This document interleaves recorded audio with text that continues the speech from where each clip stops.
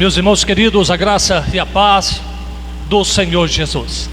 Vocês que nos acompanham pelo Instagram, pelo Facebook, que Deus esteja cuidando do seu coração durante toda esta palavra, para que essa semente divina venha cair no terreno apropriado e assim produzir os frutos devidos que o Senhor já reservou para cada uma das suas vidas.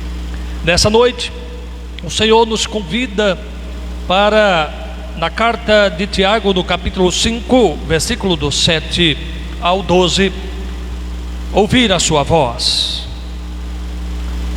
Carta de Tiago, do capítulo 5, versículos do 7 até o versículo 12. E você pode nos acompanhar aí, ouvindo esta palavra. Sede, pois, irmãos, pacientes até a vinda do Senhor. Eis que o lavrador aguarda com paciência o precioso fruto da terra, até receber as primeiras e as últimas chuvas. Sede vós também pacientes, e fortalecei o vosso coração, pois a vinda do Senhor está próxima. Irmãos, não vos queixeis uns dos outros, para não serdes julgados. Eis que o juiz está às portas. Irmãos, tomai por modelo no sofrimento e na paciência os profetas, os quais falaram em nome do Senhor.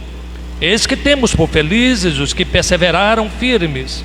Tendes ouvido da paciência de Jó, e viste que fim o Senhor lhe deu, porque o Senhor é cheio de terna misericórdia e compassivo. Nessa noite eu quero falar sobre a necessidade de paciência em tempo de aflição.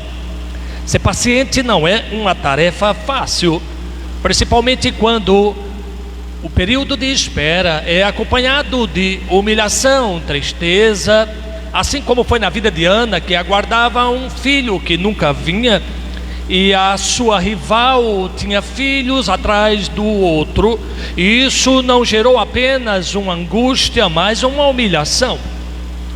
A espera pode ser humilhante, a espera pode ser extremamente dolorosa, mas a espera é um ponto de sintonia entre a vontade de Deus e o desejo do homem aqui na terra. Todos nós precisamos desde cedo aprender a esperar.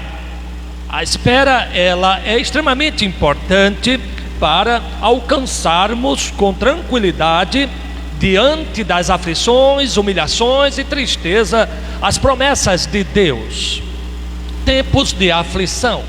Se a espera já não é algo fácil, e quando são tempos de aflição, ela se torna mais difícil. E Tiago está falando para a igreja, e Tiago está falando para você nessa noite. A igreja do Senhor, ela vive eternamente, durante toda a sua caminhada, à espera de encontrar-se com o Senhor Jesus, e espera muitas outras coisas para a sua vida pessoal. E quando ele esboça o assunto, ele diz que nós devemos lidar com todas as injustiças com confiança paciente, e em vez de queixar-se, nós devemos nos manter confiante. Nós precisamos então saber que modelos precisamos ter durante essa espera. A espera é inevitável. Todos nós precisamos em toda a nossa vida esperar algo. Nós esperamos crescer. A criança espera crescer, completar 18 anos, tirar sua primeira habilitação. Depois vem a espera de um casamento, depois vem a espera de ter um filho, depois vem a vida profissional e assim por diante. Sempre estamos esperando alguma coisa. A igreja do Senhor, todo o povo em todo o mundo agora espera o fim dessa pandemia, e nós estamos esperando, e todos estão esperando, e nós estamos sempre esperando alguma coisa.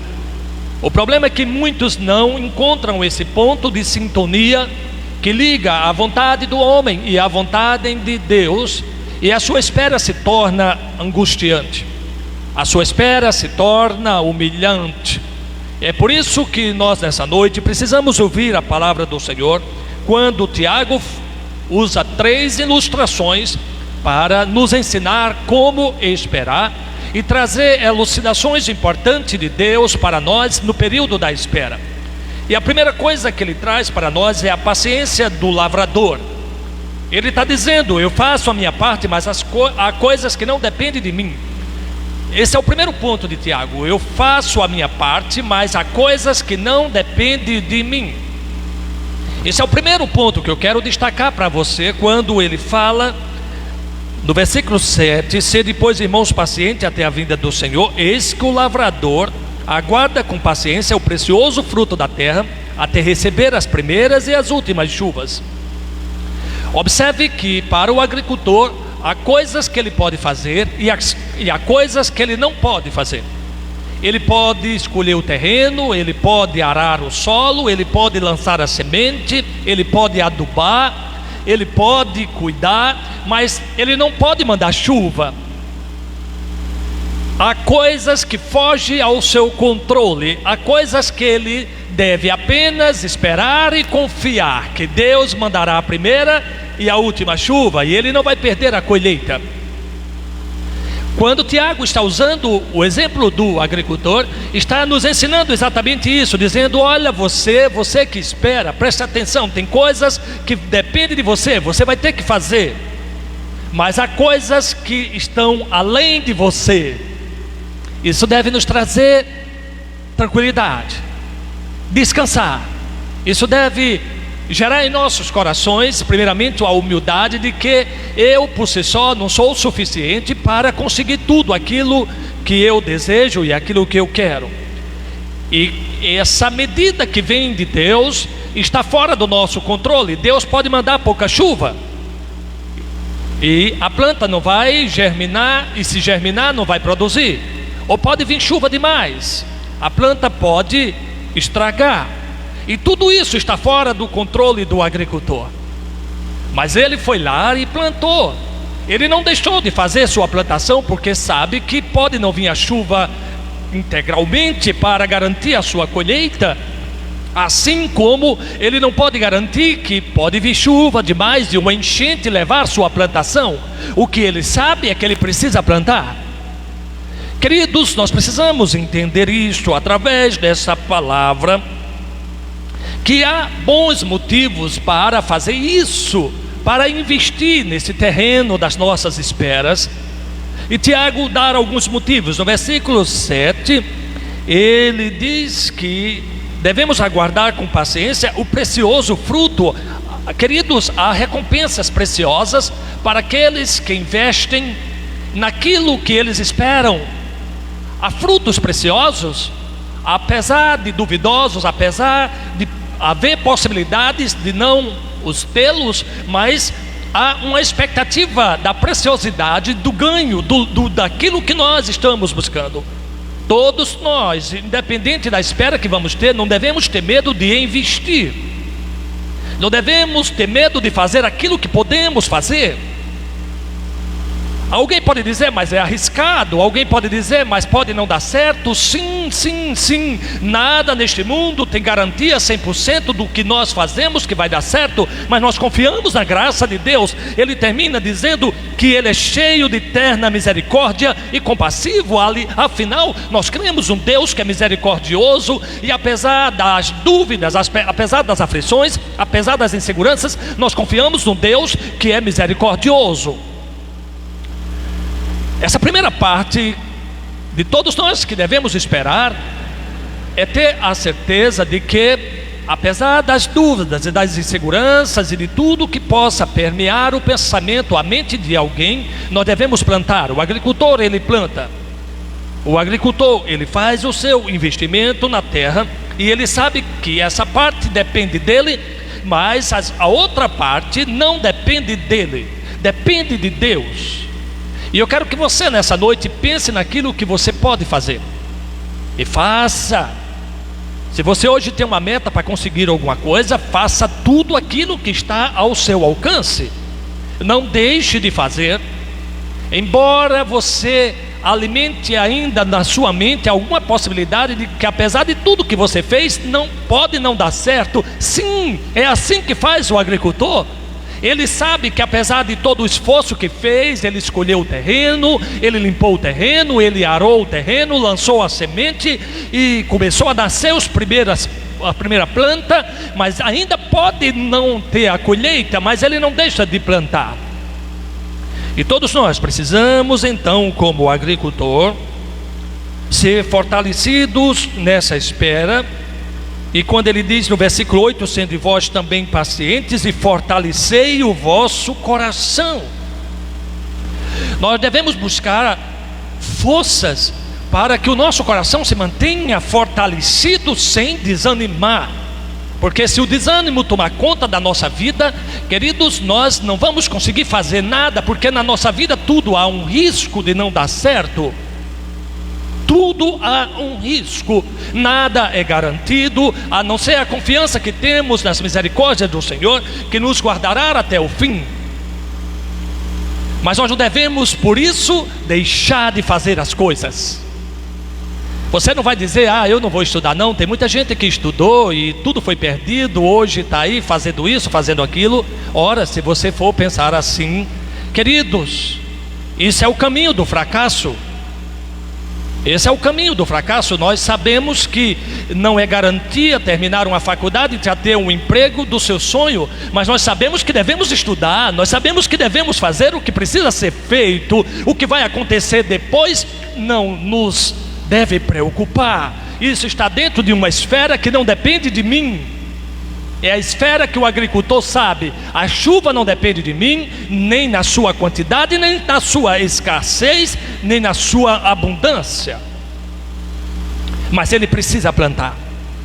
Em tempos de aflição, a espera deve ser daquele que não desistiu de lutar.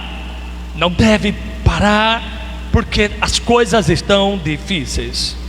Mas ele, depois de falar da paciência do lavrador, ele agora fala da paciência dos profetas. Eu quero que você acompanhe comigo. É bom lembrar ainda que no versículo 9 ele diz que essa paciência não deve ser queixosa. Veja, irmãos, não vos queixeis um dos outros. Nós não devemos esperar se queixando. Nós não devemos esperar as coisas lamentando, nós devemos esperar as coisas confiando. Esse é o segredo de todos nós. Toda espera queixosa é uma espera dolorosa demais para qualquer um de nós. E aí ele vai para a paciência dos profetas, e com esse exemplo dos profetas, ele quer dizer que a vida não é um parque de diversão. Nós alimentamos muitas expectativas irreais, expectativas como se nós já estivéssemos habitando o jardim do Éden. Achamos que o nosso casamento está acontecendo no jardim do Éden. Que maravilha! Aquela harmonia infinita, onde nenhuma briga acontece e todos concordam. No jardim do Éden, aonde o pecado ainda não penetrou, e para muitos a idealização que tem de um casamento, de um trabalho, de uma igreja, das relações sociais, ainda é uma ideia de um mundo que não experimentou o efeito danoso da queda do pecado. Nós precisamos compreender a estrutura da criação, da queda e da redenção. O Senhor criou todas as coisas, mas houve uma queda, uma ruptura profunda. Mas também nós não devemos ser desanimados, porque cremos na redenção, a vinda do Senhor. Ele diz, a vinda do Senhor. Ele fala, é a redenção da humanidade.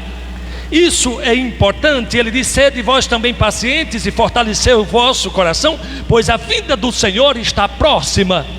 E todos nós devemos ter a consciência do mundo em que estamos vivendo, de lutas e dificuldades, de corações endurecidos e contendas e aflições, mas também devemos esperar, dizendo, a redenção, não será assim para sempre.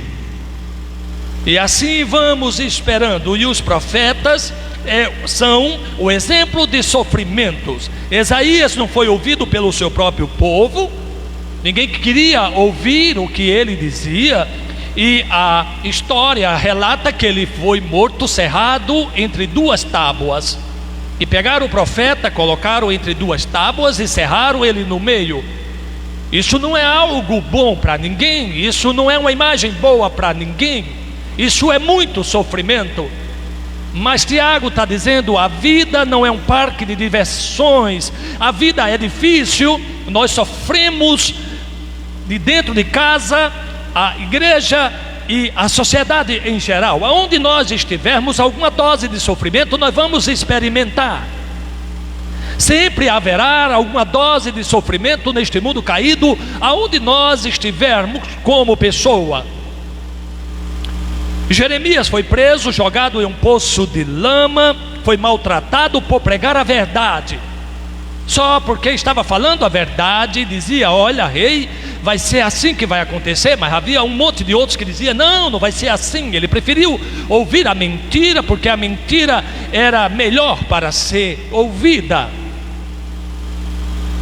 Nós temos Daniel, que foi banido da sua terra, sofreu pressões quando jovem, foi ameaçado, sofreu perseguição pela sua fidelidade em Deus. Ezequiel foi duramente perseguido, Estevão denunciou o sinédrio, foi apedrejado, os apóstolos sofreram, e talvez você sofra também. A vida não é fácil. Quando Tiago nos exorta dentro do tema espera, ele está dizendo: olha, saibam vocês que essa vida não é fácil. O Senhor Jesus não prometeu vida fácil para nós. Ele disse: no mundo tereis aflições, mas sejam animados, sejam fortalecidos, porque eu venci o mundo. Isso é a redenção, a vitória de Jesus. Ele está dizendo: lutem, mantenham-se firmes, não desanimem, porque há uma vitória reservada para cada um de nós. Mas a vida de fato não é um parque de diversões. Não podemos imaginar uma vida onde há harmonia constante dentro da nossa casa, na sociedade e em qualquer lugar. São expectativas irreais que geram frustrações e sofrimentos acumulados sobre nós. E a melhor forma de encarar essa espera por uma melhora é olhar para os profetas e ver que eram homens de Deus, mas sofreram. Porque senão você vai ficar dizendo assim: mas Senhor, eu sirvo a Ti, Senhor, eu não sou Teu servo, Senhor, eu não vivo neste mundo, Senhor. E então essas perguntas sem resposta trarão mais dores ao seu coração, porque você não entende que o justo também sofre, que o profeta, o homem de Deus sofre também. Por isso Tiago coloca dentro do tema da espera a paciência dos profetas. Então, durante essa espera dolorosa, não coloque dúvidas do amor de Deus. Deus sempre é bom. O diabo é que não presta. Deus sempre é bom. A bondade de Deus é para sempre, as suas misericórdias sempre duram eternamente.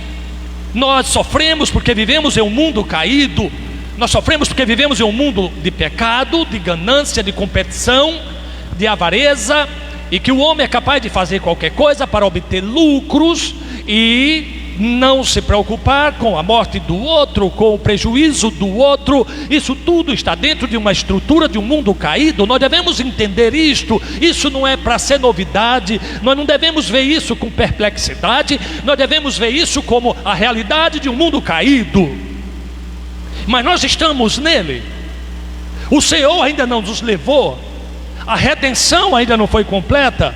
Toda a natureza geme em busca da redenção completa, e todas as coisas. Ainda não temos o casamento perfeito, não temos a igreja perfeita, não temos o trabalho perfeito, não temos a sociedade perfeita.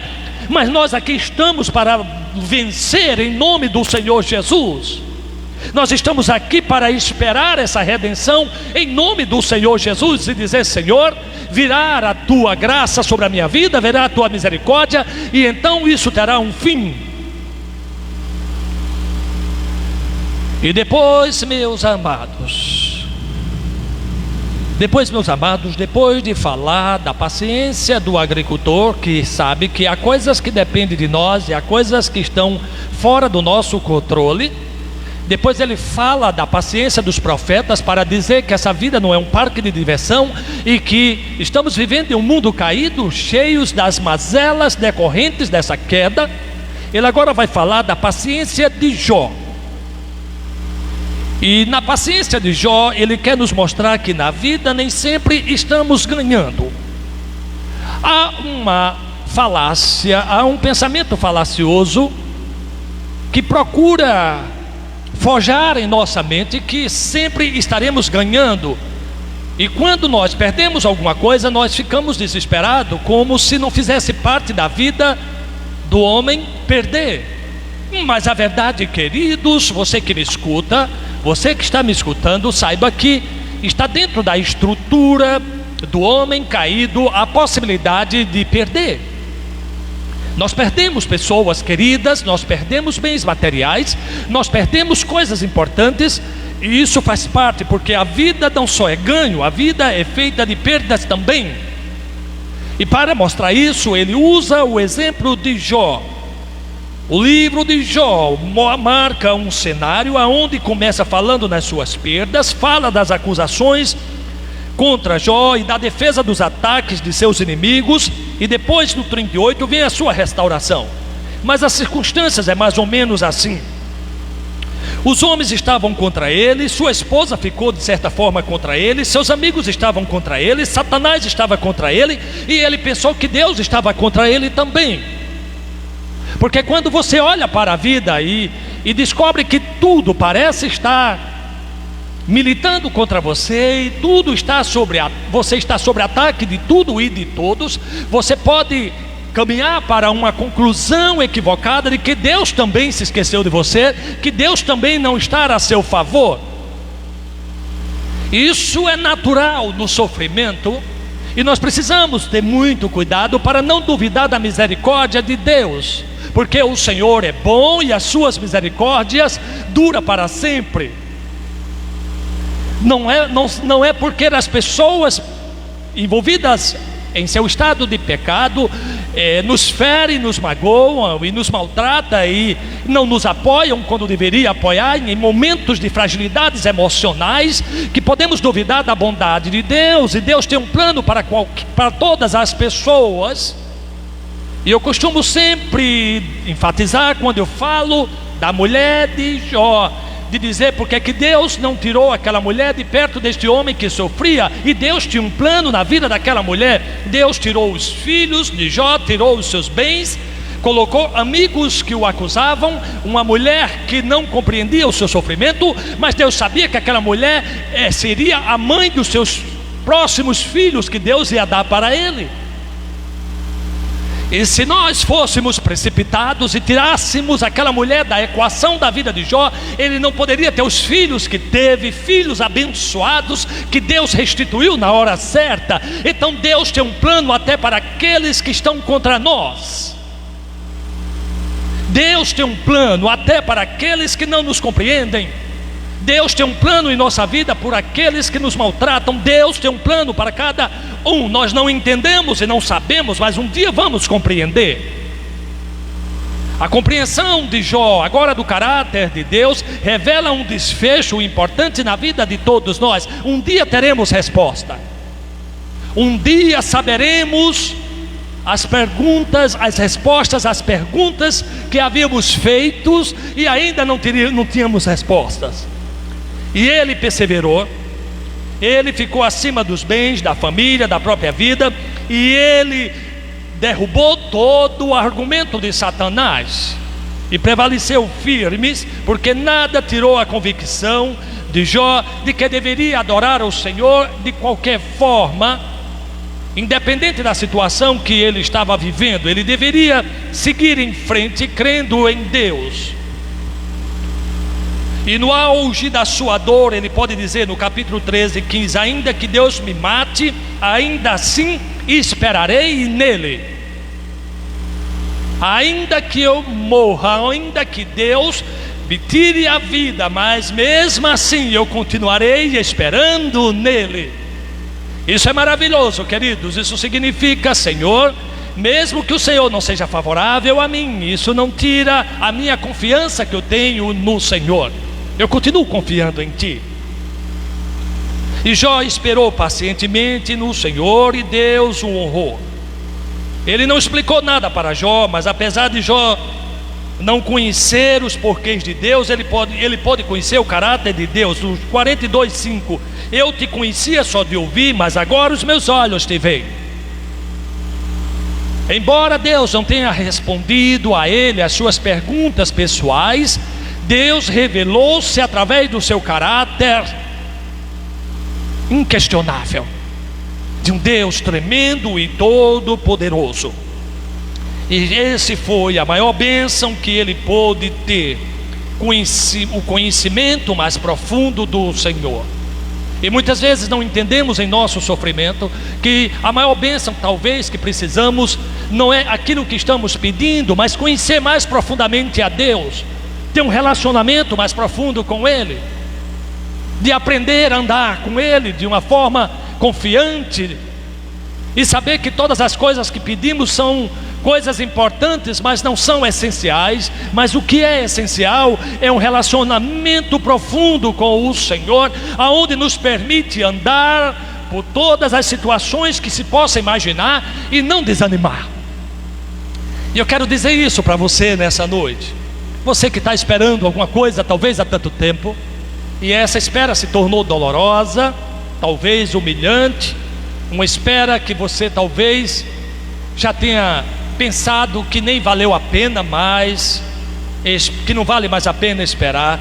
Eu quero que nessa noite o Senhor te instrua de uma forma poderosa, usando como parâmetro a paciência do agricultor, que sabe que deve fazer a sua parte, mas há coisas que não dependem de você. Apenas entregue para Deus, mas faça a sua parte, faça o que você pode fazer e deixa para Deus. Também pegar a referência dos profetas, aprendendo que essa vida não é fácil. Por isso não alimente expectativas irreais, expectativas que não vão se cumprir, e você vai alimentar frustrações. Não alimente um Éden no mundo caído. O Éden um dia será restaurado e nós iremos para lá, mas ainda não chegamos lá. Não viva neste mundo como se fosse o Éden, como se fosse um paraíso. Ele não é. E se você alimentar tais pensamentos, irá se frustrar dia após dia, e as frustrações fará de você uma pessoa muito infeliz. E por fim, lembre-se dessa última parte desta palavra, aonde através de Jó aprendemos que a vida não só é de ganho, perdemos também. Não só ganhamos. A vida, quando você faz uma conta da sua existência, você pode ver com clareza aquilo que você ganhou e aquilo que você perdeu, e tudo isso faz parte do livro da sua vida. Nós vamos perdendo as coisas, começando quando você começa a perder os dentes. Você ganha os dentes, olha que coisa bonita, e a mãe, o primeiro dentinho, e aquela boca bonitinha, e aquele sorriso, e um dia começa a cair. E você começa a aprender, nós ganhamos, mas também perdemos. Nós ganhamos, mas também perdemos. E depois vem um dente no lugar, ganhou de novo. Outro dia ele estraga e ele sai do lugar. O seu cabelo fica bonito, um dia você começa a perdê-los. E se nós fôssemos mais racionais, se nós fôssemos uma pessoa que percebesse com mais clareza, entenderíamos melhor o estágio da vida, que ela é um misto de perdas e ganhos, mas que não devemos desanimar por causa disso. Pelo contrário, rumamos a redenção em Cristo Jesus, aonde Ele virá e dará conta de todas as coisas. E assim concluo essa mensagem nessa noite. Nós vamos ainda ouvir uma canção, depois ainda vamos orar abençoando sua vida. Você que está nessa espera aí dolorosa, saiba que o Senhor não te deixou. Saiba que o Senhor continua seguindo com você a cada situação, em momentos de alegrias e de tristezas, de perdas e de ganhos. Não importa, Deus continua sempre ao seu lado. Que Deus possa aplicar essa palavra poderosa ao seu coração, e que essa noite seja um divisor importante na forma de enxergar a vida e de vivê-la. Que Deus vos abençoe.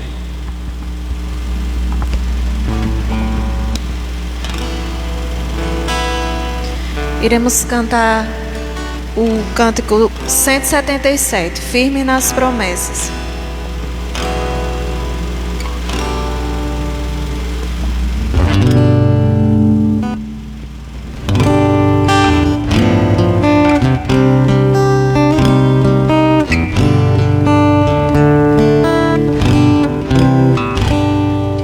Firme nas promessas do meu Salvador, cantarei louvores ao meu Criador. Fico pelos séculos o seu amor, firme nas promessas de Jesus. Firme, firme, firme nas promessas de Jesus, meu mestre. Firme, firme, sim, firme nas promessas de Jesus. Firme nas promessas hei de trabalhar, tendo o verbo eterno sempre a me amparar. Mesmo em tempestade vou sem vacilar, firme nas promessas de Jesus. Firme, firme, firme nas promessas de Jesus, meu mestre. Firme, firme, sim, firme nas promessas de Jesus.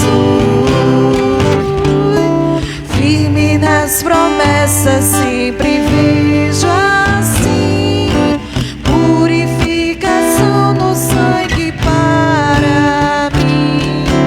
Plena liberdade já desfruto enfim, firme nas promessas de Jesus. Firme, firme, firme nas promessas de Jesus, meu mestre. Firme, firme,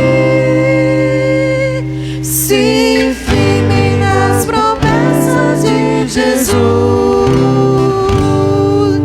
Firme nas promessas do Senhor Jesus, em amor ligado sempre à sua cruz. Cada dia mais me alegro em sua luz. Firme nas promessas de Jesus. Firme, firme, firme nas promessas de Jesus, meu mestre. Firme, firme, sim, firme nas promessas de Jesus.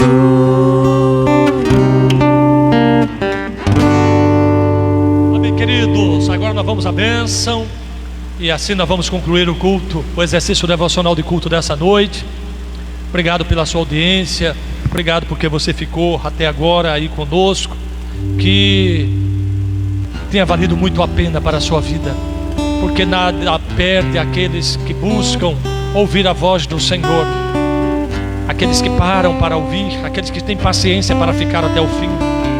Que a graça bendita do nosso Senhor e Salvador Jesus Cristo, o amor de Deus, o nosso eterno Pai, e que as doces consolações do Espírito Santo de Deus repouse sobre a vossa vida nesta hora, e sobre todo o povo de Deus que encontram-se dispersos por todas as faces da terra, não só hoje, mas para todos sempre.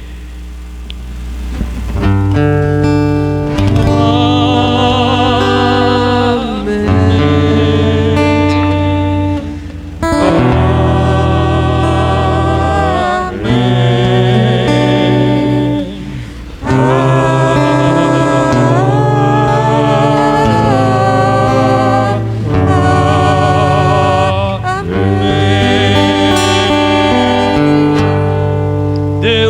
abençoe, povo santo de Deus. Lembrando que terça-feira, às 19h30, nós temos adoração e oração.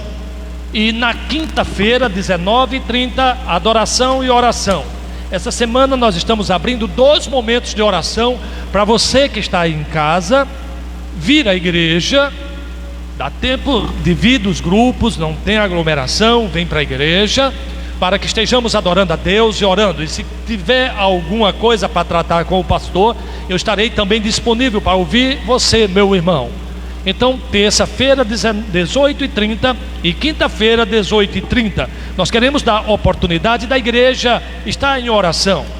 Então, dividindo os 2 dias, nós teremos aqui espaço suficiente para que os irmãos estejam clamando aqui diante do Senhor pelo fim da pandemia, pela normalidade das atividades, pela normalidade do comércio, a normalidade de todas as coisas.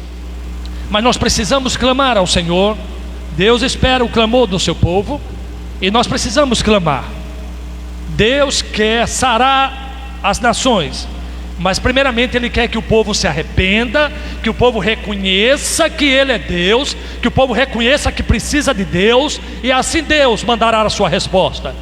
Enquanto o povo, de uma forma submissa, não reconhecer que este mundo, todas as nações precisam do Senhor, que não são independentes, autossuficientes, o Senhor não trará a cura. Mas se o povo se humilhar, o Senhor vai mandar. Está na sua palavra. Então que o Senhor vos abençoe. Vamos terminando com essa melodia final, adorando ao Senhor. Obrigado à equipe que nos apoiou, irmão Isaac, Priscila, o presbítero Eric. Um abraço para a sua família, para todos os familiares, o apoio de câmera, a Rebeca, o diácono Ítalo e o diácono Elias. Que Deus os abençoe, povo santo de Deus, e retribua de uma forma maravilhosa a dedicação de vocês. Fiquem com Deus.